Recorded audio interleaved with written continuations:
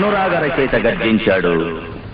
అతడు మధించిన ప్రళయం ఈ వేదికలో సాక్షాత్కరిస్తుంది.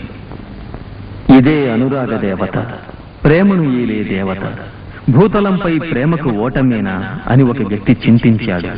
అది సకారణంగా తెలుసుకునేందుకు ప్రేమ దేవతను సందర్శిస్తున్నాడు.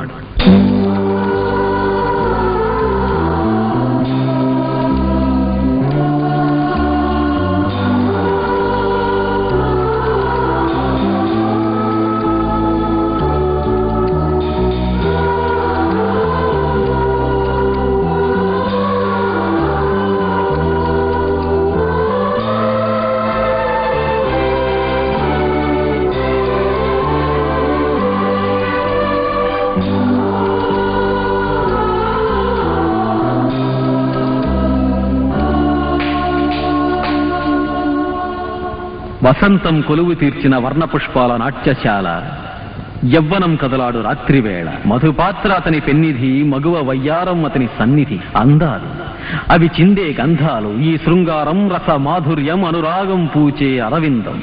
ఆనందం, మహానందం. ఎవరు నువ్వు? మగువ కాదు అరవిందమన్నాను, సంధ్యవేళ జాబిల్లివన్నాను, చూపు కాదు బాణమన్నాను, కురులు కాదు ఇరులన్నాను, అందం బంగారమన్నాను, ఆశల జలరాశివన్నాను, సిరివన్నాను, ఝడివన్నాను, నదివన్నాను, నిధివన్నాను, చిరుగాలివన్నాను, తొలి మేఘమన్నాను. తను లేనిదే నేను బ్రతకలేనన్నాను. నా మనసు తెలియలేదు నా చెలికి, నా వేదన అర్థం కాలేదు లోకానికి. ప్రేమించడం నేరమా లేక కాలం చేసిన ఘోరమా? ఎవరిది నేరం అనేది? లేదా నా పుట్టికే నేరమా? బిడ్డగా నేను పుట్టిన నేరం తల్లి మీద మోపితే ఆ తల్లి పుట్టిన నేరన్నే ఎవరి మీద మోపాలి? కనులతోనే పుట్టడం నేరమా? ఆ కనులు బాసలు చేసుకోవడం నేరమా? జాజి పువ్వు లాంటి ఆడపిల్లలందరికీ రాతి బండ లాంటి హృదయాలు ఎందుకు ఇచ్చావు? చెప్పు చెప్పు. నీ రాగరాజ్యంలో అడిగే హక్కు నిషేధమా? అనురాగమే నేరమంటారు. అర్థం తెలియని వాళ్ళు అలాగే అంటారు. నాగరికతకు మూలమైన ప్రేమను జంతువులా ప్రవర్తించాడు మనిషి. నచ్చిన చోట నచ్చిన వారితో ముచ్చటలాడుకున్నాడు, పొద్దు గడిపాడు. అప్పుడే మొదటి ప్రేమ పుట్టింది.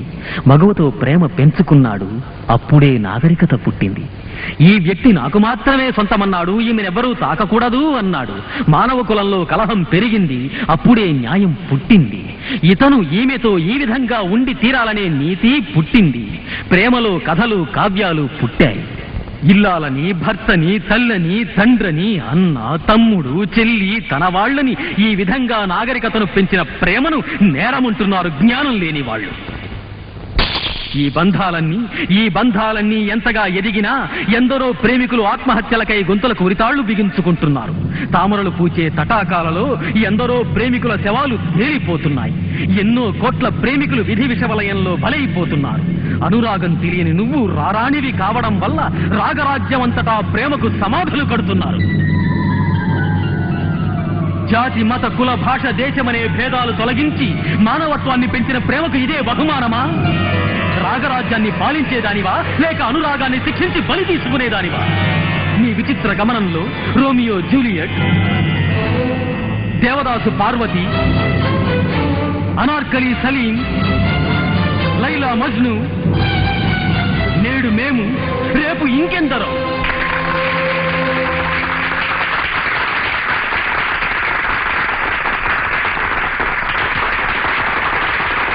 ఈ మెడికల్ కాలేజీలో నేను డాక్టర్స్ మాత్రమే కలుసుకుంటాననుకున్నాను.